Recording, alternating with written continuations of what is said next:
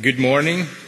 My talk today focuses on landslide mapping and the prediction of landslides. I don't know why it goes. But why we really should care about landslides?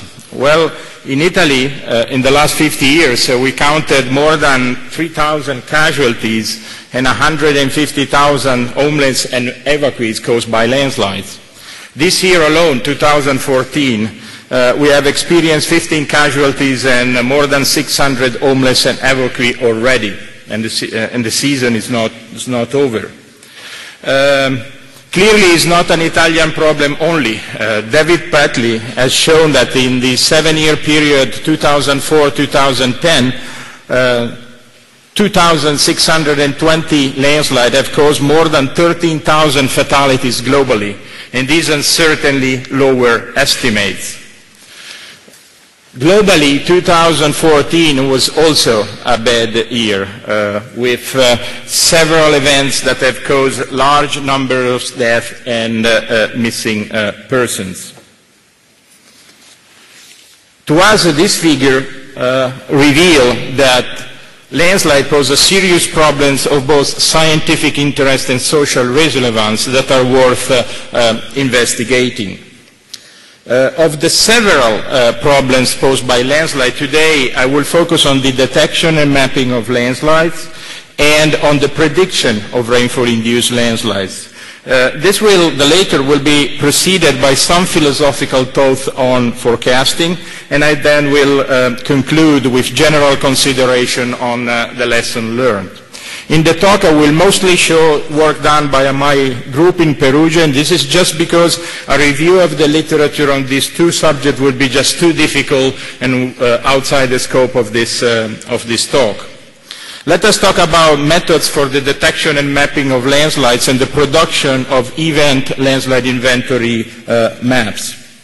We have estimated recently that landslide inventory maps cover probably less than 1% of the slopes in the land masses on this planet. This means that systematic information on the type, abundance, distribution of landslide is lacking practically everywhere, or almost everywhere in the world. Over large areas, landslides were and are still mapped most commonly through the visual interpretation of stereoscopic aerial photographs with rather limited field checks. The operation, as you know, is time-consuming and requires trained investigators to produce reliable results. This is why there is a mounting interest for methods for the semi-automatic recognition and mapping of landslides from remotely sensed images, and particularly satellite images. We have experimented different methods and tools that exploit high and very high resolution multispectral satellite images for the semi-automatic detection and mapping of landslide. And today I will illustrate two of them that are based on probabilistic, some kind of probabilistic reasoning, a combined method and a Bayesian method. The combined method is based on the observation that the local setting indeed influences the location of the event landslides. This method uses a post-event image and pre-event knowledge on where event landslides are expected, and it weights the post-event image classification based on the pre-existing knowledge expressed by a probability of landslide occurrence. This is the probabilistic framework for our combined method. The combined probability, which is in yellow, is given by the probability of landslide occurrence in pink, obtained by processing the post-event satellite image, multiplied, if you want, weighted by the expected probability of landslide occurrence in blue, obtained from an analysis of the local terrain conditions. They can be a susceptibility map, a slope map, or something else. Let me give you an example. For an area in southern Taiwan, this image was taken by the Formosat 2 satellite on 23 October 2009, about 10 weeks after the famous Typhoon Morakot that caused thousands of landslides over a very large area. And this is the result of a simple, rather simple, supervised classification of the image based on the spectral property of the landslide. This is susceptibility for map or zonation for the same areas. The colors show the expected probability of the terrain to generate landslides of the same time that were triggered during triggered by Typhoon Morakot. And this is the final event landslide inventory we have produced that was obtained by weighting the image classification by the susceptibility zonation. The red areas represent pixels that were expected to be event landslides, and the blue colors show pixels that we expect are not landslide in the image. Here I compare the results of the semi-automatic mapping obtained using the combined method to an inventory prepared interpreting post-event aerial photography visually and through field checks. Visually, the degree of matching between the two maps is rather good. Indeed, in the study area, that event, landslide triggered by that event covered 50% of the total area, a large proportion for a single event. And of all the landslide maps in the field, in red and in blue in this image, 84.7% were recognized correctly by the automatic procedure that missed about 15% of the event landslide. The automatic procedure identified a slightly larger total landslide area, about 70%, 18% than the traditional mapping, so it was a bit more conservative. The Bayesian approach is similar in the sense that it is also based on the observation that local terrain conditions influence the location of the event landslides.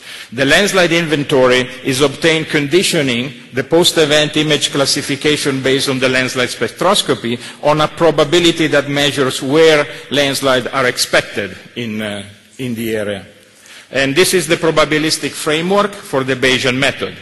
The posterior probability, in yellow, is given by the prior probability, shown in green, obtained from the post-event image, times the likelihood, in blue, obtained from the terrain conditions. And then you have the standard normalization factor. This is the same Formosat image I've shown you before for a larger area, and this is the classification in landslide in blue and in non-landslide in green areas obtained using this Bayesian method. The matching in this case was particularly good. 91.2% of the area were classified correctly. In this case, we went a step further and we attempted an internal classification of the landslide areas into source areas, shown in red, and transport and depositional areas shown in yellow. The result to us was surprisingly good. Here I show the results of the comparison of the automatic Bayesian mapping with the traditional mapping. We are only comparing landslide areas. The red and the orange areas total 87.4% and represent the areas that were mapped correctly.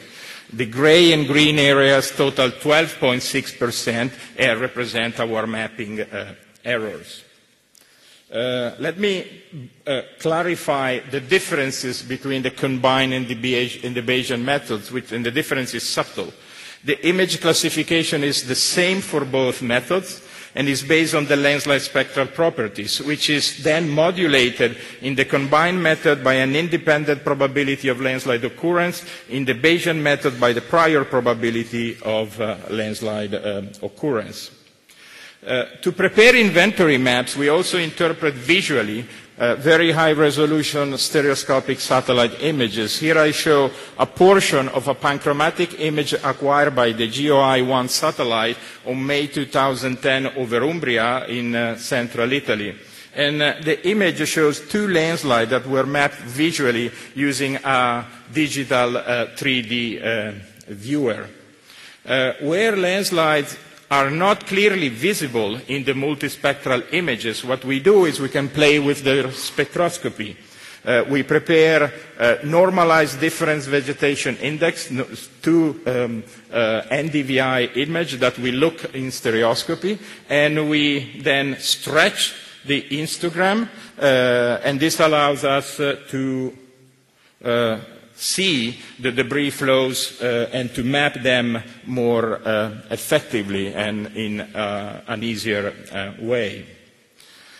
Before moving to landslide forecasting, allow me to some considerations on the prediction of natural phenomena, including, and then in the end explicitly for landslides.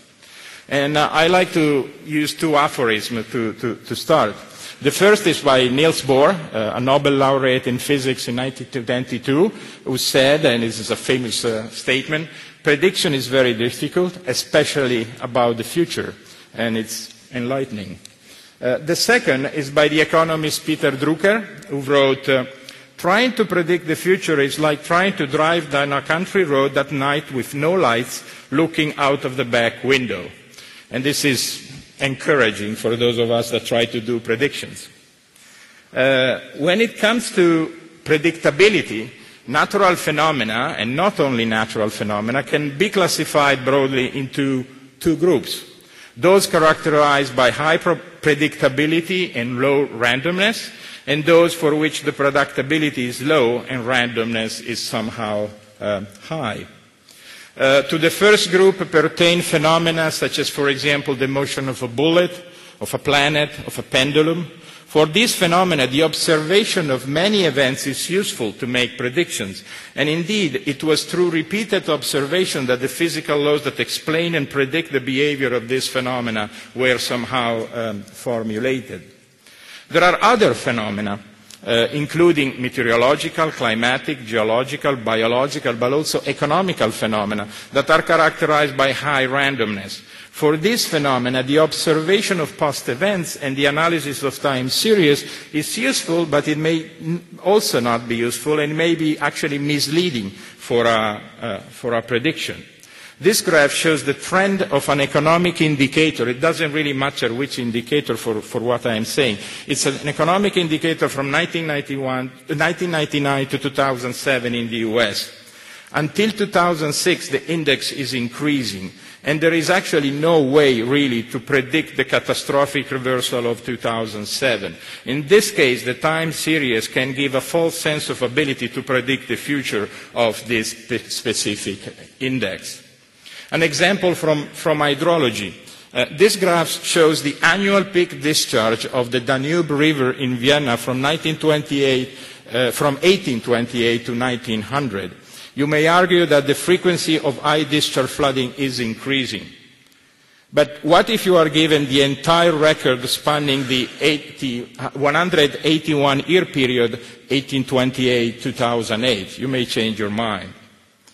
I maintain that landslides are natural phenomena that are characterized by a significant level of randomness in their behavior and have an intrinsically low predictability. This does not mean that landslides are unpredictable. It means that the uncertainty associated to the prediction of landslide is large necessarily. Landslides are very diversified phenomena. I often use this chart that shows ranges of measure of landslides, all spanning multiple order of magnitude, revealing the variability of landslides. Landslide area on Earth span 10 order of magnitude, volume 15 order of magnitude, velocity 14 orders of magnitude. A single trigger can cause a single landslide or no landslide at all, or several thousand landslides in periods ranging from a few seconds to several weeks. Given this variability, we have to decide what we do and what we really want to predict. We want to predict the behavior of a single landslide or the possible occurrence of many landslides. The two predictions are actually quite different, and I now focus on the prediction of population of landslides, and specifically landslide triggered by rainfall, which I now discuss in the third part of the talk. Predicting the possible occurrence of population of landslides means deciding where and when landslides are expected to occur. For operational purposes, this is done mostly through empirical rainfall thresholds or what I call distributed conceptual models. These are also called in the literature physically based model, although the physics in them is very basic and very little. That's why I like to call them conceptual models. For our purposes, a threshold is the minimum rainfall intensity, the cumulated rainfall or rainfall duration for possible landslide occurrence. The thresholds are usually defined as visual lower bounds of clouds of empirical rainfall conditions that have resulted in past landslides. The two graphs shows the first intensity duration threshold proposed by Kane in 1980 and the first event cumulative duration threshold proposed by Innes in 1983. And these were pioneering and groundbreaking works by these two guys at the time. But there are problems with the operational use of this and other similar thresholds. In the case of the intensity duration threshold, for example, intensity, of course, depends on duration, which is not really clean. The number of empirical data is usually limited, and the way to define rainfall event responsible for landslide is most of the time unclear, or, to say the least, because most of the time is also unknown. Being defined visually, these thresholds are difficult to reproduce exactly, and their uncertainty is not given. And we have done work in this year to resolve, or at least to attempt to resolve, some of these issues. First, we decided against using intensity duration plots and thresholds in favor of event duration thresholds, where the two variables are independent on the two axes. So from now on, I will show only ED, cumulated rainfall duration thresholds. We have proposed an algorithm for the objective definition of the rainfall conditions that have resulted in known landslides. This was actually not trivial to do. The algorithm uses rainfall record and information on the location and timing of landslides to determine the rainfall conditions that have resulted in that specific landslide. To reduce the problem of the scarcity or the paucity of data, we have searched archives and other sources in Italy, and we have collected a catalogue of 2,309 rainfall events that have caused more than 2,800 landslides in the 15-year period between 2000 and 2014. Using this catalogue, we obtained the empirical rainfall threshold for possible landslide occurrence in Italy, shown by the red line in this graph. The threshold was constructed to leave 5% of the blue points, of the blue empirical points, below the red line, and was constructed using a method that determines the threshold in an objective and reproducible way. The method also determines the uncertainty associated with the threshold, and I will show you an example of this in a minute. We have obtained thresholds for different geographical areas in Italy, and to do so, we had to determine criteria to establish the minimum number of empirical data necessary to define a reliable threshold. This was also not trivial. The map here shows areas or regions where sufficient in green and insufficient in red data were available to define the thresholds. And also regions which are shown in orange where thresholds were defined, we did define the threshold, but these thresholds have a large uncertainty. The slide here shows some of the thresholds that we have defined for different administrative or physiographical regions in Italy. All of them are 5% thresholds, again, meaning that they leave 5% of the empirical data point below that specific threshold line. The plots also show the uncertainty associated to the thresholds portrayed by the shaded areas. We think, and we insist, it is important to determine and to show the uncertainty associated with the thresholds, something that unfortunately is rarely found in the literature. And here I show 3 ED regional thresholds for central Italy in linear coordinates, and the colored areas reveal the uncertainty associated to these 3 thresholds, which, as you can see, are significant. This means that the three thresholds overlap completely from a statistical point of view. Therefore, we cannot separate the three thresholds, and this is important to know when using the thresholds in an operational system.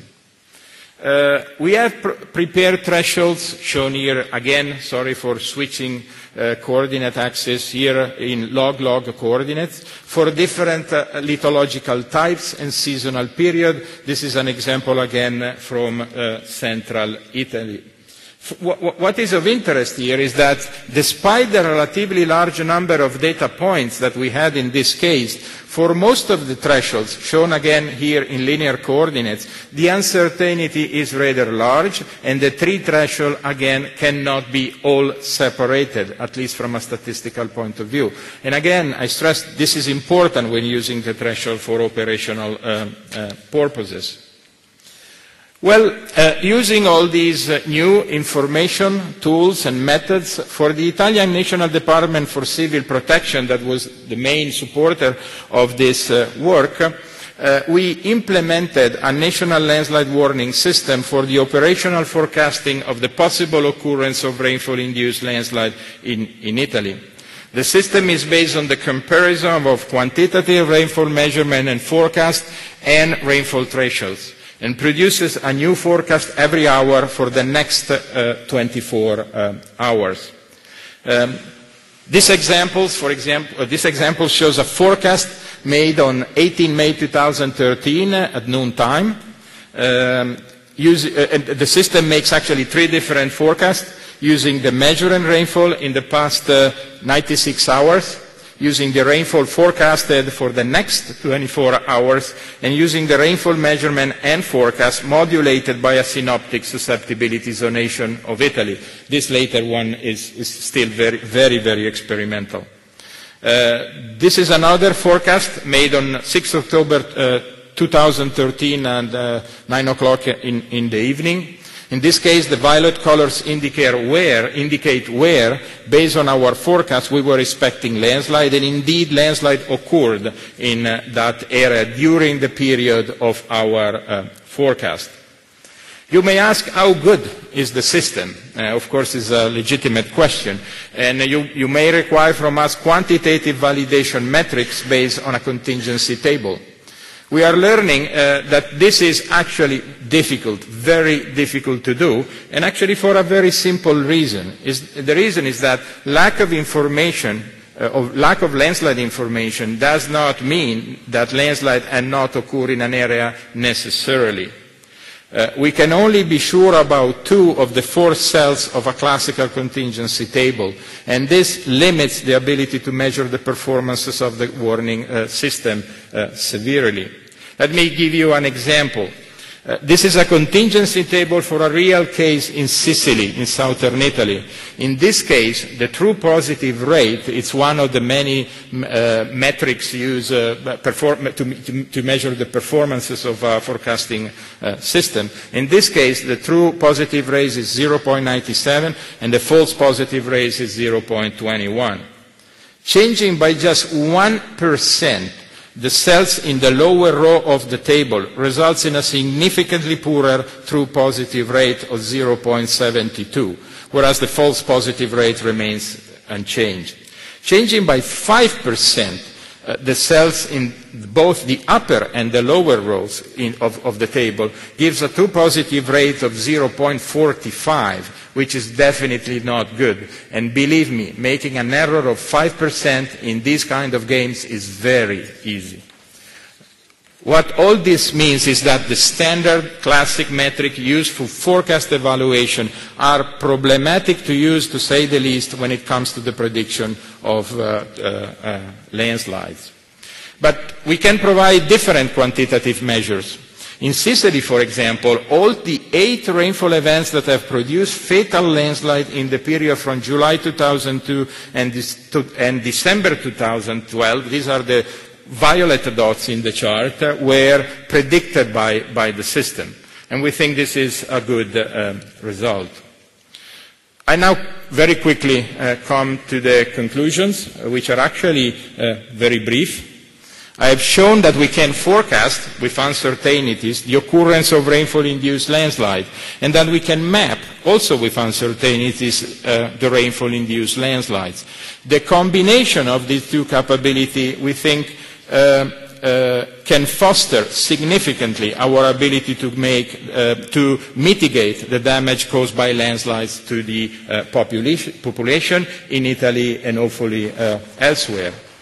But let me remind you that there are two main groups of people who make predictions on these planets: wizards and scientists.